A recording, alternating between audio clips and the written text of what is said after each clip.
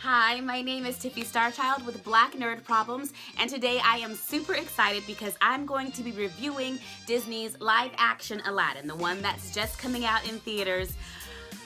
One thing that you should know about me is that I am a huge Disney fan. I ride super hard for this. I take this super seriously, and I tell you all of that so that you know that I understand. Aladdin was one of my favorite movies growing up as a kid. Princess Jasmine is still my favorite Disney princess to this day, so I get it. I am also very protective of this movie, and when Disney announced their live-action remake, part of me was just like, why would you need to remake something that's already perfect?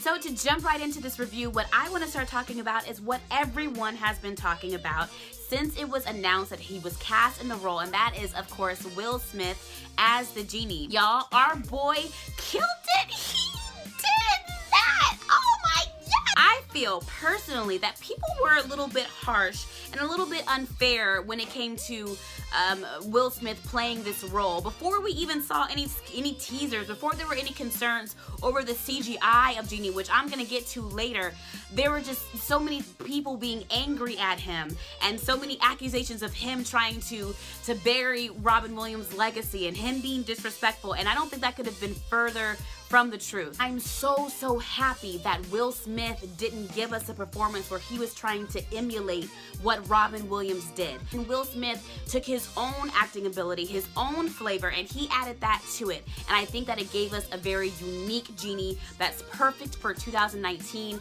while still being very respectful to the legend that Robin Williams left behind. I think that Will Smith absolutely found that balance. This Genie, I felt, like this Genie had seen some things. You know, this Genie had made some decision in his younger day. I want to know more about this Genie because in the way that they wrote this character and in the way that Will Smith delivered his lines, this Genie just had a story, and I wanted to know more about him. He was just a little bit more seasoned. They threw some seasoning on this Genie. It was like having the ultimate hype man for the songs, and I'm gonna talk about those, but also having like an older cousin, that you know, that older cousin that you have, or like your uncle. This was like Uncle Genie. I feel like Will Smith brought something specifically for our culture to his performance of Genie. We're not gonna get a live action Disney movie anytime soon. They're not gonna make a live action Princess and the Frog. I'll be very surprised if they do. I think it would be great if they did. Lion King does not count. So we're not really gonna see ourselves in the live action versions of the Disney movies. I think that what Will Smith was able to bring to his role of Genie had an effect on the rest of the movie. Like I said before, Genie affects a lot of what happens in this movie. And if I'm gonna go ahead and say that this Genie had a little bit more seasoning on it, then I could say the whole movie could kind of taste that. He's so funny, which, yes, duh, Will Smith, clearly he's very funny. And the comedy of Genie is a big part of what makes up that character. But to me, for that, like, I really wasn't all that impressed because we already know going into something like this that Will Smith is going to be funny. That's just what he does, like breathing, it seems. He also has really serious acting chops as well, and we had a chance to see those with Genie. Genie has these moments, if you're familiar with the story of Aladdin, where he expresses little bits of his story, what his desires are, what he wants to see, and those moments of seeing Genie kind of break down and stop hiding behind the comedy and stop using jokes to mask 10,000 years worth of pain of being enslaved to a lamp. Oh my God, there is a message in that. Man, that is a video for another day. My favorite moments of Will Smith is when he was not the CGI Genie, when he had his human form with his little cherry on top walking around town. That's when we got to really see Will Smith and his face and his facial expressions in real time without any blue or anything else like that. And it was one of the best things about this movie, and I'm just really proud of him. And speaking of the rest of the characters, I think that they actually did a really good job casting this film. Although, if we're being completely honest, I think that it was a little bit disrespectful because everyone in this movie is really attractive. They're all super fine, even Jafar.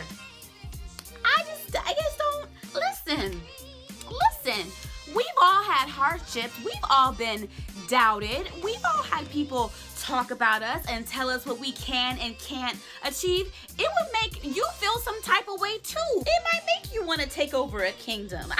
I mean, people can't look at me the wrong way at work without me wanting to burn everything down. So I get it. Like, I honestly do see Jafar's side of it. And I don't know if I appreciate Disney making me side with the villain like that. Like, he said some things, and you know, he told his little side of the story and what his struggle was and exactly why he was doing what he was doing. And I was just like, yeah. He didn't sound like the Jafar from our childhood. Jafar from our childhood had that deep Prince. He had that deep voice, and this Jafar did not. He did not have a deep voice, but you saw very on that he was serious about his goals. He was serious about what he wanted to do and what his plans were, and I like a man with ambition. Aladdin, when I first saw the preview and I would see Mina Masood as Aladdin, I was like, you know what, I'm not really feeling it too much. He's not giving me Aladdin so much as he is very, very attractive guy who they happen to cast in this movie. When actually seeing this movie, it's Aladdin. He's Aladdin. He has brought the title character to life, and he did it in such an amazing way. What, a dimple? Because Aladdin wasn't cute enough, they gave him a dimple? That smile? And a dimple? A boy that cute is dangerous. A boy that cute will have a princess leaving behind her entire palace, her jewels, her tiger to run around the city doing hood rat. It actually reminds me of a really fun summer that I had in downtown LA in 2014. It was like the best summer of my life. Naomi Scott as Princess Jasmine, yes! Now, Princess Jasmine has always been the baddest Disney princess, period. Outside of being gorgeous and beautiful, this Jasmine was a lot more well-rounded as a character. This Jasmine has so many more layers that they've had to explore and that Naomi had to bring to life, and she did a really great job of it. And you know what? It's great to see Jasmine get a homegirl. I'm not gonna tell you that much about Dahlia. She's one of those characters, I don't think that she was in any version of Aladdin that we've ever seen. So she's a completely new character. She's so genuinely delightful that I just want you to experience her completely fresh. She is really funny. Her facial expressions, the way that those lines were delivered, the way that... And Dahlia is one of those characters, like I mentioned, we haven't seen her in any other version of Aladdin. And sometimes that can kind of get sticky for me, because like I said earlier, this was one of my favorite movies growing up. I'm very familiar with it. It makes me very protective of it. I get really apprehensive when it comes to these interpretations, but at the same time, how are you gonna tell Disney what they can and can't do with their own property? I don't want the exact same story that I've already seen before. Now, sometimes I think that Disney can get a little bit loose with their interpretations, a little flowery. Like maybe the person that did the new script didn't see the old movie.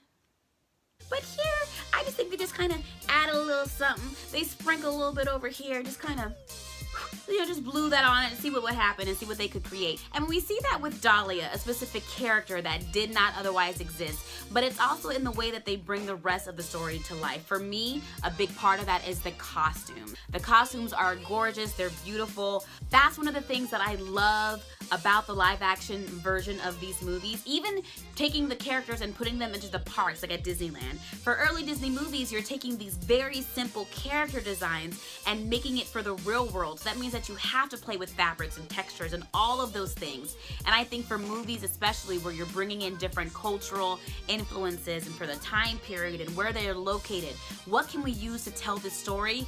Michael Wilkinson, who did the costume design for this film, absolutely killed that. The ones that really do it for me are Genie's and Jasmine's, because that's where they really got to play with opulence, with riches and the brocades and the embroidery and just the textures and the colors and everything. And how many outfits does Jasmine need to have? And the same thing that they did for the costumes, they did for the set design and for the city. We saw it in the palace especially, but also in the city of Agrabah. Like, everything was just beautiful and rich and textured. And those are words that I'm using a lot, but it's really the best way to describe it. And the music, there's so much that I can say about the music. I didn't want to talk about it in the beginning when I was talking about Will Smith, but his influence in just the music area is really, really heavy, and it's really phenomenal. Friend Like Me ends up being more of a rap. There's even a part like where he beatboxes like he does, like Will Smith does. It just got me extra hyped. The beatboxing, just the music behind it, it was all so familiar. And I read that Alan Menken, who is the original composer for Aladdin, he approved of what Will Smith did, let him do his own thing, and then built the arrangement around it. And I think it worked out really, really well. There's even a part in Friend Like Me where Genie and Aladdin together hit the Carlton, and I was just like, I never thought I would ever see the Carlton in a Disney movie. Jasmine's song especially, I mentioned earlier that that's really going to resonate with women. It really resonated with me, especially with what's going on in this country and as a black person, because to be honest, that's a song that can speak for any marginalized group. And that actually brings me to the part of the review where it's the stuff that I really didn't care for. And to be honest, there's not a whole lot of it in this movie. One of the things that really stood out for me was actually Aladdin singing. But you know, bless his heart, he did the best that he could. They had to auto-tune him quite a bit. There was more speaking of some things than there was singing, and for me, it didn't always translate. Mina Massoud brings so much to the character of Aladdin through his acting though, that like I said, it doesn't take a lot of weight from the performance, but just as someone that is very big on the music and very passionate about Aladdin and everything that makes up that experience, that's just something that I thought was worth mentioning. And the very last thing that I really did not care for in this movie, and it's kind of a big thing, but at the same time,